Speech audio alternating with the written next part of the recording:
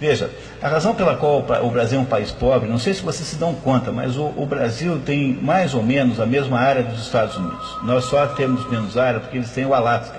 Então, pegamos continente versus continente, temos a mesma área. Eles têm mais população, nós temos 180 milhões, mais ou menos, eles devem ter uns 270, por aí. Eles são um pouco mais velhos, a Independência Americana é de 1736, a nossa é de 1822. Ambos somos países de imigrantes, basicamente, ambos tiveram escravidão. No entanto, o PIB americano é 20 vezes maior do que o PIB brasileiro. Como é que pode um país como o Brasil ter cada brasileiro valer alguma coisa próximo de 10%, entre 5% e 10% de cada americano, economicamente falando? Pois não é por excesso de capitalismo, garanto, porque se tem alguma coisa que aqui nunca existiu de verdade, foi capitalismo sob nenhuma forma plena. Então não foi por excesso de capitalismo. Se não foi por excesso de capitalismo, foi certamente por falta dele. Tanto é que no Brasil, o lugar que tem mais capitalismo, que é São Paulo, é um lugar mais rico que aquele que tem menos, que é o Piauí. Quando eu reclamo que há falta de liberalismo no país, eu estou falando do liberalismo capaz de gerar um verdadeiro sucesso capitalista pleno, quer dizer, um liberalismo que fosse capaz de nos gerar alguma quantidade de empresas como a Embraer, por volta de 500. Se nós tivéssemos 200 Embraeres, nós seríamos um país grão de vida da Itália, pelo menos. Qualquer pessoa que dê certo economicamente é vista com ressalvas e com desconfiança. Nós somos o único país mais ou menos organizado que tem uma delegacia do consumidor, quer dizer, para nós, para a mentalidade média do brasileiro, a atividade econômica é uma atividade semidelinquente, assim. Então, nós vivemos numa sociedade hostil à atividade econômica, e aí dizemos para os eleitores que o que fez o mal do Brasil foi a atividade econômica que nós não temos porque não deixaram. Quer dizer, eu impeço que haja de fato o sucesso capitalista do país, e depois eu invento um Estado enorme, interferidor, que foi a causa fundamental desse desastre e dessa insuficiência, e ele aparece com ares de salvador e de bombeiro, justamente alegando vir resolver os problemas que ele impediu que fossem resolvidos por sua própria conta, e pelo risco dos outros. Portanto, isso que se chama de neoliberalismo não passa de uma tramóia e de uma fraude.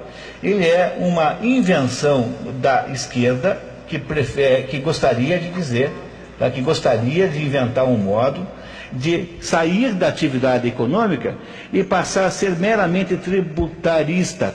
É sempre assim, a única coisa lícita é a atividade partidária. Então, veja só a situação concreta em que está o Brasil hoje. Num país em que quase 40% do PIB é do governo, pertence ao Estado, é um país em que o maior contratador, o maior gastador de dinheiro é o Estado. Imagine então o que é este volume de dinheiro na mão do Estado. O Estado, pelos seus meios coercitivos, por exemplo, por um sistema de exigência de certidões negativas.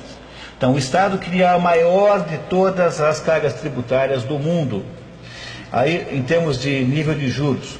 Aí o Estado submete as pessoas que não conseguem pagá-la a uma espécie de limbo econômico, ou seja, proíbe-as de concorrerem e de usufruírem das encomendas públicas.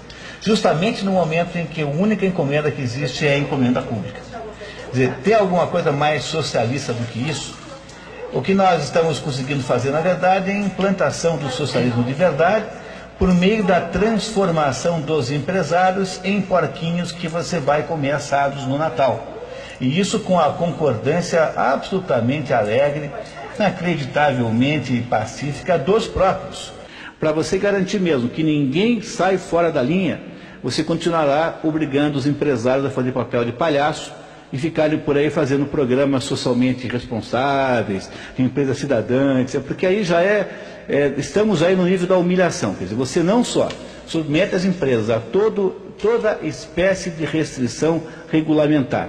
Os impostos são impagáveis, não porque as pessoas não queiram, porque é impossível saber quanto é que tem que pagar. E em segunda, você coloca uma máquina de corrupção enorme para fiscalizá-los.